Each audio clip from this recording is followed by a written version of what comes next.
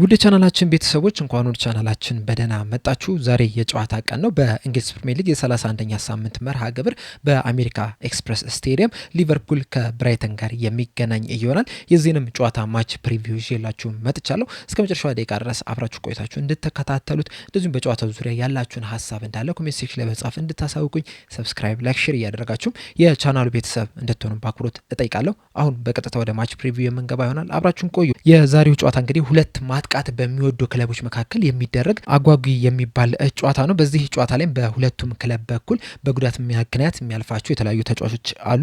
በሊቨርፑል በኩል የተለመዱት እነ ኮነር ብራድሊ፣ ጆቫኒ ሉዊኒ፣ ስቴቨን ባጀቲች፣ ዋታሮ ኤንዶ እንደዚሁም ደግሞ አሌክሳንደር ኢሳቅ ይህ ጨዋታ የሚያመልጣቸው ይሆናል። ከነዚህ ተጫዋቾች በተጨማሪም ግን ትናንትና ጋዜጣዊ መግለጫ ላይ አሰልጣኝ አርነ ስሎት እንደተናገሩትም መሐመድ ሳላ በጡንቻ ጉዳት ምክንያት በዚህ ጨዋታ ላይ የማይኖር ይሆናል። እንደዚሁም አሊሰን ቤከርም ባጋጠመው ጉዳት ምክንያት በዚህ ጨዋታ ላይ የማይኖር ይሆናል። በብራይተን በኩል ያሉትን ስንመለከት ዌብስተርና ቲዚማስ በእርግጠኝነት ይህ ጨዋታ የሚያመልጣቸው ሲሆን ሚቱማ ግን እስካሁን ድረስ እንዳልተረጋገጠ ነው እየተናገረ የሚገኘውና ምናልባትም በዚህ ጨዋታ ላይ ሊሰለፍ የሚችልበት እድል አለ ተብሏል። ወደ መጨረሻዎቹ አካባቢ የሚደረጉ ጨዋታዎች እንግዲህ ለእያንዳንዱ ክለቦች በጣም አስፈላጊ የሚባል ናቸው። ይህም ጨዋታም እንግዲህ ከዚህ የተለየ አይደለም። ሊቨርፑል እንደሚታወቀው የሻምፒየንስ ሊግ ቦታን ይዞ ለማጠናቀቅ ከባድ ፉክክር እያደረገ ነው የሚገኘው። እንደዚሁም ብራይተንም የአውሮፓ ውድድሮች ውስጥ ለመግባትም በጣም ጥሩ የሚባል እድል አለውና ያንን ለማግኘት ደግሞ እያንዳንዱን ጨዋታ የግድ ማሸነፍ ያስፈልጋል። በተለይ የሁለቱም ያሉበትን የደረጃ ሰንጠረዥ ስንመለከት ሊቨርፑል በሰበሰባቸው 49 ነጥቦች 5ኛ ደረጃ ላይ የተቀመጠው፣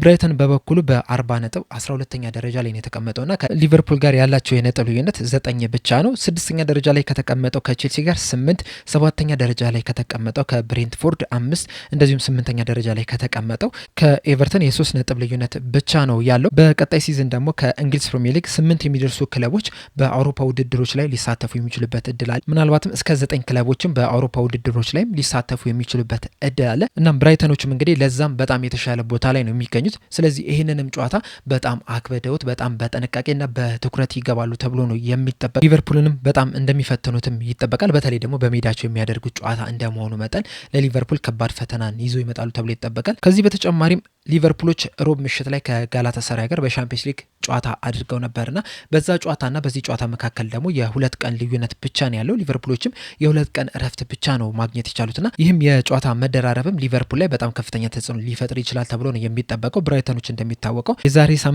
ቅዳሜ ነበር ለመጨረሻ ጊዜ ጨዋታ ማድረግ የቻሉትና በትኩስ ጉልበት ነው ወደዚህ ጨዋታ የሚመጡት። ደግሞ ለብራይተኖች የበለጠ አድቫንቴጅን ይሰጣቸዋል ተብሎ ነው የሚጠበቀው። ሊቨርፑል ላይ ግን ምን ያህል ተጽዕኖ ይፈጥራል የሚለውን ነገር በጨዋታው ላይ የምንመለከት ይሆናል። ከዛ በተጨማሪም ግን በዚህ ጨዋታ ላይ አንዳንድ ማንሳት ያለብን ጥያቄዎች አሉ። እነዚህም በመጀመሪያ ደረጃ ሊቨርፑሎች ምን አይነት ፐርፎርማንስን በዚህ ጨዋታ ላይ ያሳዩናል የሚለው መሆን መቻል አለበት። በተለይ ደግሞ ሮብ ምሽት ላይ ከጋላታሳራይ ጋር ያሳዩትን እንቅስቃሴ ተመልክተን በዚህ ጨዋታ ላይ ይደግሙታሉ የሚል ጥያቄ እንድናነሳ ያደርገናል። ከዛ በተጨማሪም አሰልጣኙስ ምን አይነት አጨዋወትን ይዘው ይመጣሉ የሚለው ራሱ በትልቁ መነሳት ያለበት ጥያቄ ነው። ምክንያቱም ያንን ጨዋታ በደንብ ካስተዋላችሁት አንዳንድ ጊዜ 4-2-4 ፎርሜሽን፣ አንዳንድ ጊዜ 4-4-2 ፎርሜሽንን ሲጠቀሙ መመልከት ይችላል በጨዋታዎቹ ማለት። በተለይ ደግሞ ፍሎሪያን ቪርትዝ በጨዋታው ላይ በነጻነት ነበረ ሲንቀሳቀስ የተመለከት ነው። በቀኝ ክንፍም 9 ቁጥር ቦታ 10 ቁጥር ቦታ ላይ እንደዚሁም በግራ ክንፍም ራሱ የተለያዩ አጋጣሚዎች ላይ ስናገኘው ነበርና የሱ በነጻነት መጫወት ደግሞ የሊቨርፑልን ፎርሜሽን በጣም ሲቀይረው መመልከት ይችላል። እንደዚሁም ጀረሚ ፍሪምፖንግንና ሚሎስ ኬርኬዝን ከተመለከተን ደግሞ ከሌላው ጊዜ በበለጠ ትክክለኛ የቀኝና የግራ ፉልባክ ተጫዋች ሆኖ መመልከት ይችላል። ሌላ ጊዜ እንግዲህ አንዳንድ ጊዜ ሰበር እያደረጉ ወደ ውስጥ ሲገቡ ተመልክተናል። አንደርላፕ እያደረጉ 10 ቁጥር ቦታ ላይም ሲገኙ መመልከት ይችላል። በትናንትናው ጨዋታ ላይ ግን ትክክለኛ ተፈጥሯዊ የሚባል የቀኝ ፉልባክና የግራ ፉልባክ ሆኖ ስንመለከታቸው ነበረ። እንደዚሁም ዶሚኒክ ሶብዝ ላይም ያለፈውን አመት ዶሚኒክ ሶብዝ ላይ ሆኖ መመልከት ይችላል። በተለይ ደግሞ በኢነርጂው እንደዚሁም ደግሞ በሚጫወትበት ቦታ የሊቨርፑልን ፕሬስ በመምራት ረገድ ያለፈውን አመት ዶሚኒክ ሶብዝ ላይ መመልከት ይችላል። እንደዚሁም መሐመድ ሳላህም ደግሞ ለቦክስ የቀረበ መሐመድ ሳላህ ሆኖ ተመልክተናል። በተለይ ሁለተኛው አጋማሽ ላይ ብዙ ሙከራዎችን አድርጓል። ብዙ ኳሶችን ሳጥን ውስጥ መንካት የቻለ ተጫዋች ነበርና ያንን እንቅስቃሴ በዛሬው ጨዋታ ላይ እንዲደግሙ ያደርጋሉ፣ ያንን የጨዋታ ስታይል ያመጣሉ የሚለው ራሱ በጣም ትልቅ ጥያቄ ነው። በእርግጥ በዚህ ጨዋታ ላይ መሐመድ ሳላህ የለም። ምናልባትም እዛ ቦታ ላይ ፍሎሪያን ቪርትዝ ሲጫወት ልንመለከተው እንችላለን። በዚህ ዙሪያ እንግዲህ በኋላ ላይ በግምታዊ አሰላለፉን ስናነሳ በደንብ የምናነሳው ይሆናል። የትም ግን ቦታ ላይ ቢጫወትም ግን የአጨዋወት ስታይሉ ካልተቀየረ እንደ ባለፈው የትም እየሄደ ኳሶችን የሚነካ ከሆነ ፍሪ ሚና የሚሰጠው ከሆነ ምናልባትም ሮብ ምሽት ላይ ያሳየውን ተመሳሳይ አይነት እንቅስቃሴ ሊያደርግ የሚችልበት እድል አለ። ነገር ግን አሰልጣኙስ ይህንን ሲስተም ደግሞ ይጠቀሙታል ወይ የሚለውን ነገር ግን መታየት መቻል አለበት። ሌላኛው መነሳት ያለበት ጥያቄ ደግሞ ዶሚኒክ ሶቦስላይስ የትኛው ቦታ ላይ ነው የሚሰለፈው የሚለው መሆን መቻል አለበት። ምክንያቱም በዚህ ሲዝን ዶሚኒክ ሶቦስላይ በጣም ብዙ ቦታዎችን እየቀያየረ ሲጫወት መመልከት ችለናል። በዚህ ሳምንት እንኳን ሮብ ምሽት ላይ 10 ቁጥር ቦታ ላይ ነው የተጫወተው። ከዛ በፊት በነበረው የቶተናም ጨዋታ ላይ ደግሞ በቀኝ ፉልባክ ቦታ ላይ ነው የተጫወተው። ከዛ በፊትም እንግዲህ የተለያዩ ቦታዎች ላይ ሲጫወት ተመልክተነዋል። 6 ቁጥር ቦታ ላይ ሲጫወት ተመልክተነዋል። 8 ቁጥር፣ 10 ቁጥር እንደዚሁም ደግሞ የግራ ክንፍ አጥቂም ሆኖ ሲጫወት ተመልክተነዋል። በጨዋታ መሀል ደግሞ የተለያዩ ቦታዎችን ከቨር ሲያደርግ የተመለከትነው ተጫዋች ነውና በዛሬስ ጨዋታ ላይ የትኛው ቦታ ላይ ነው የሚሰለፈው? አሰልጣኙስ ምን አይነት ሚና ይሰጡታል የሚለው ራሱ መነሳት ያለበት ጥያቄ ነው። በእርግጥ አሰልጣኝ አርነ ስሎት በነበራቸው ጋዜጣዊ መግለጫ ላይ ዶሚኒክ ሶቦስላይ አሁንም ለእኔ የመሀል ሜዳ ተጫዋች ነው የሚል አስተያየትን ሰጥቷል። ነገር ግን አያይዞም የተናገሩትን ንግግር ከተመለከተን ከመሀል ሜዳ ውጪ ሌላ የሚያስፈልግበት ቦታ ካለ ግን እዛ ቦታ ላይ እናሰልፏለን የሚል አስተያየትን ሰጥቷል። በተለይ በዋነኝነት የቀኝ ፉልባክ ቦታ ላይ ከሱ የተሻለ ሌላ ተጫዋች ከሌለ እሱን እናሰልፏለን የሚል አስተያየትን የሰጡትና ምናልባት ጀረሚ ፍሪምፖንግ ለዛሬው ጨዋታ ብቁ ማይሆን ከሆነ ዶሚኒክ ሶቦስላይን እዛ ቦታ ላይ ሲጫወት ልንመለከተው እንችላለንና የእሱ እዛ ቦታ ላይ መጫወት ደግሞ ቡድኑ ላይ ምን ያህል ተጽዕኖ ይፈጥራል የሚለው ራሱ መታየት ያለበት ነው። ምክንያቱም ከቀኝ ፉልባክ በተሻለ የመሀል ሜዳ ቦታ ላይ ሲጫወት ነው ለሊቨርፑል ትልቅ ጥቅም የሚሰጠው። በተለይ ፍሎሪን ቪርትስን ነጻ ሚና ለመስጠት ከተፈለገ የዶሚኒክ ሶቦስላይ ኢነርጂ የግድ መሀል ሜዳው ላይ ያስፈልጋልና የአሰልጣኙ ውሳኔ ጨዋታው ላይ ትልቅ ተጽዕኖ መፍጠሩ አይቀር። በመቀጠልም ሰሞንኛ ብቃታቸውን ከተመለከትን ብራይተኖች የተሻለ የሚባልን ውጤት ነው እያስመዘገቡ የሚገኙት። ካለፉት 5 ጨዋታዎች ብራይተኖች 3ቱን ማሸነፍ ችሏል። በእርግጥ 2ቱን ተሸንፏል። የተሸነፉትም አንደኛ በሊቨርፑል 3-0፣ ሁለተኛ ደግሞ በአርሰናል 1-0 በሆነ ውጤት ነው የተሸነፉት። ሊቨርፑሎች በአንጻሩ ካለፉት 5 ጨዋታዎች ማሸነፍ የቻሉት 2ቱን ብቻ ነው። ጋላታሳራይን 4-0 እንደዚሁም ደግሞ ወልቭስን 3-1 በሆነ ውጤት ያሸነፉበት ጨዋታዎች ናቸው። ከዛ ውጭ ግን በጋላታሳራይ 1-0 ተሸንፏል። በወልቭስ 2-1 ተሸንፏል። እንደዚሁም ደግሞ ከቶተንሃም ጋር በነበራቸው ጨዋታ ደግሞ አንዳቻ በሆነ ውጤት ነው ማጠናቀቅ የቻሉት። በእርግጥ ብራይተኖች ካለፉት 4 ጨዋታዎች 3ቱን ማሸነፍ ችሏል። በአርሰናል ብቻ ነው የተሸነፉት። ነገር ግን ከነዚህ ጨዋታዎች በፊት ያደረጓቸውን 13 የፕሪሚየር ሊግ ጨዋታዎች ስንመለከት አንዱን ብቻ ነበረ ማሸነፍ የቻሉት።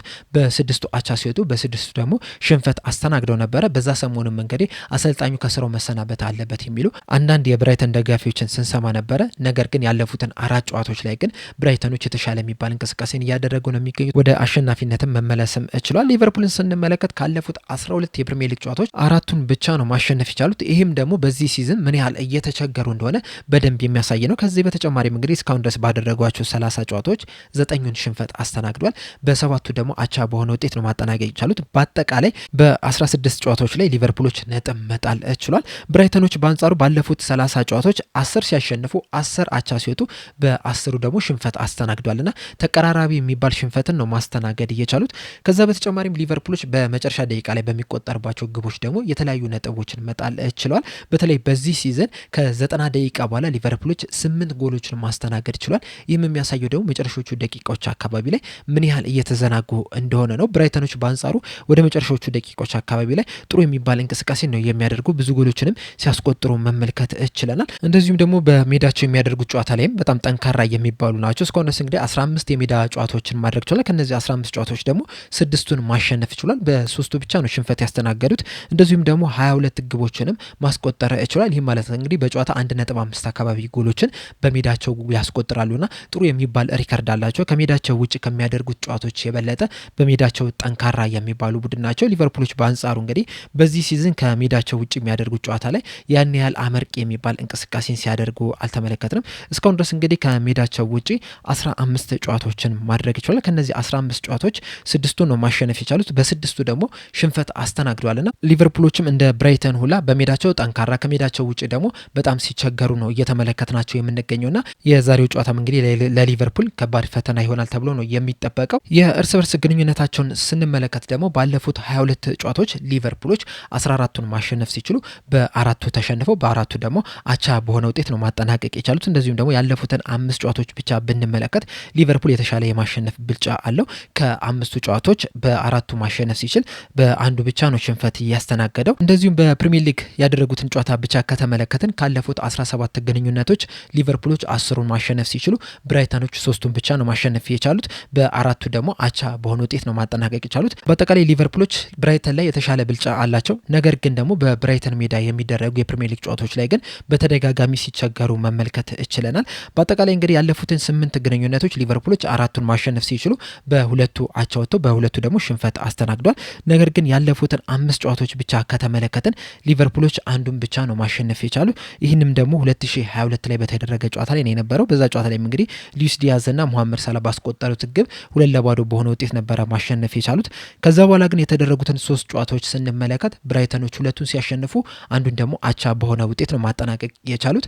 ለመጨረሻ ጊዜ በብራይተን ሜዳ የተደረገውን ጨዋታ ስንመለከት ራሱ ብራይተኖች 3-2 በሆነ ውጤት ነበረ ማሸነፍ የቻሉት። የብራይተንን የማሸነፊያ ግቦች ደግሞ አያሪ ሚቱማ ሂንሽልደን ነበረ ከመረብ ማሳረፍ የቻሉት። የሊቨርፑልን 2 ግቦች ደግሞ ኤሊየትና ሳውት ላይ ነበረ ማስቆጠር የቻሉት። እንደዛም ቢሆንም ግን በጨዋታው ላይ ተሸንፈው ሊወጡ በዚህ ሲዝን ሊቨርፑልና ብራይተን 2 ጊዜ መገናኘት ችሏል። አንደኛው በፕሪሚየር ሊግ ሲሆን አንደኛው ደግሞ በኤፍኤ ካፕ ነበረ የተገናኙት።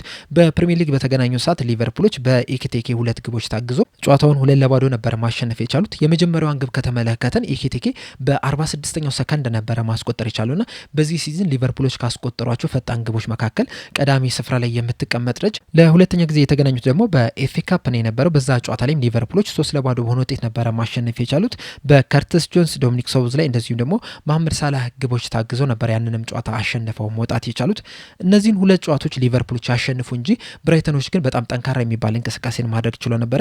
የተለያዩ እድሎችን ፈጥረው ነበረ። የተለያዩ ሙከራዎችንም ማድረግ ችሎ ነበር። አሁን በኤፍኤ ካፕ የተደረገውን ጨዋታ እንኳን ብቻ ብንመለከት በጨዋታው ላይ 18 ሙከራዎችን ብራይተኖች መሞከር ችሎ ነበረ።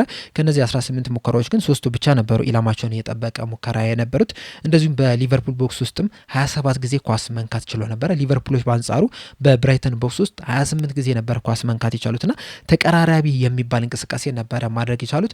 በጨዋታው ላይ ብራይተኖች 2 እድሎችንም መፍጠር ችሎ ነበረ። እንደዚሁም በፕሪሚየር ሊግ የተደረገውን ጨዋታ ስንመለከት ራሱ በጨዋታው ላይ ብራይተኖች 14 ሙከራዎችን ማድረግ ችሎ ነበረ። 3 ትልልቅ እድሎችንም መፍጠር ችለው ነበርና ምንም እንኳን ጨዋታውን ምንም ጎል ሳያስቆጥሩ ቢሸነፉም እንኳን ራሱ ለሊቨርፑሎች ግን ትልቅ ፈተና ሆኖ ነበረ እየተመለከተ ነው። እንደዚሁም ሊቨርፑሎች እንግዲህ ከ2019-20 የውድድር ዘመን ጀምሮ በሜዳቸውም ከሜዳቸውም ውጪ በሁለቱም ጨዋታ ላይ ብራይተንን አሸንፈው አያውቁም። ከሁለት አንዱ ሊያሸንፉ ይችላሉ፣ ምናልባትም አቻ ሊወጡ ይችላሉ እንጂ ሁለቱንም ማሸነፍ የቻሉት ለመጨረሻ ጊዜ 2019-20 ላይ ነው የነበረው። በዚህ ሲዝን እንግዲህ በመጀመሪያው ጨዋታ በአንፊልድ ማሸነፍ ችሏል። የዛሬውን ጨዋታ በመልሱ ያሸንፋሉ ወይ የሚለው ነገር አብረን የምንመለከት ይሆናል። በእርግጠኝነት መናገር የምንችለው ግን የዛሬው ጨዋታ ለሊቨርፑል ቀላል እንደማይሆን ነው። በተለይ ደግሞ የብራይተንን ቡድን ከተመለከትን በጣም ጥሩ የሚባል ስብስብ ያለው ክለብ ነው። እንደዚሁም ደግሞ እንደነ ያኩቡ ሚንቴ፣ እንደነ ዌልቤክ፣ እንደነ ጎሜዝ አይነት ጥሩ ተጫዋቾችም በክለባቸው ውስጥም አለና እነዚህ ተጫዋቾች ደግሞ በየትኛውም ሰዓት ሊጎዱ ይችላሉ። እንደዚሁም ደግሞ ተከላካይ መስመር ላይም ቫን ሄልኬን ራሱ በጣም አስደናቂ የሚባል ተጫዋች ነውና ጥሩ ተጫዋቾች ስላላቸው በእነዚህ ተጫዋቾች አማካኝነት ሊቨርፑልን ይፈትናሉ ተብሎ ይጠበቃል። በመጨረሻ የምንመለከተው ሊቨርፑሎች ይዞት ሊገቡት የሚችለውን ግምታዊ አሰላለፍ ነው። በዛሬው ጨዋታ ላይ እንግዲህ አሰልጣኝ አርነ ስሎት ብዙ ለውጦችን ያደርጋሉ ብዬ አላስብም። በተለይ ደግሞ በቀጣይ የኢንተርናሽናል ብሬክ ነው ያለውና ምንም አይነት የክለብ ጨዋታ ስለሌለ ጠንካራ የሚባለውን ስብስብ ይዘው ወደ ሜዳ ይገባሉ የሚል ግምት ነው ያለኝ። ምናልባት 1-2 ለውጦችን ሊያደርጉ ይችላሉ። ከዚያ የበለጠ ግን ብዙ ለውጦች በዚህ ጨዋታ ላይ ይኖራል ብዬ አልጠብቅም።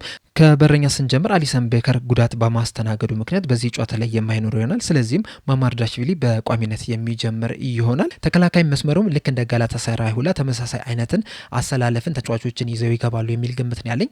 በቀኝ ፉልባክ ቦታ ላይ ጀረሚ ፍሪምፖንግ፣ መሀል ላይ ኮናቴና ቨርጅል ቫንዳይክ እንደዚሁም ደግሞ በግራ ክንፍ ላይ ሚሎስ ኪርኬዝ በቋሚነት ይጀምራሉ የሚል ግምት አለኝ። መሀል ሜዳው ላይም ግራያን ግራቨንበርግ፣ አሌክሲስ ማካሊስተር እና ዶሚኒክ ሶብዝ ላይ ይሰለፋሉ የሚል ግምት ነው ያለው። የአጥቂ መስመር ላይ ግን ትንሽ ለውጦችን ልንመለከት እንችላለን። በተለይ ደግሞ መሐመድ ሳላ መጎዳቱን ተከትሎ እሱን ቦታ ከቨር ለማድረግ የተለያዩ ተጫዋቾችን ሊጠቀሙ የሚችሉበት እድል አለ። አሁን ለምሳሌ ሪዮ እንጉሞሃ፣ ኮዲ ካክፖ፣ ፌዴሪኮ ኬዛ እንደዚሁም ደግሞ ፍሎሪን ቪርትስም እዛ ቦታ ላይ ሊጫወት ይችላል። ከዛ በተጨማሪም ደግሞ ዶሚኒክ ሶብዝ ላይም እዛ ቦታ ላይ ሲጫወት ልንመለከተው እንችላለን እና የተለያዩ አማራጮች አሏቸው። ከነዚህ አማራጮች መካከል ግን የኔ ግምት ፍሎሪን ቪርትስ እዛ ቦታ ላይ ይሰለፋል የሚል ነው። ከዛ በኋላ ኮዲ ካክፖ በግራ ክንፍ በኩል 9 ቁጥር ቦታ ላይ ደግሞ ሂጎ ኢኪቲኬ ይጀምራል የሚል ግምት አለኝ።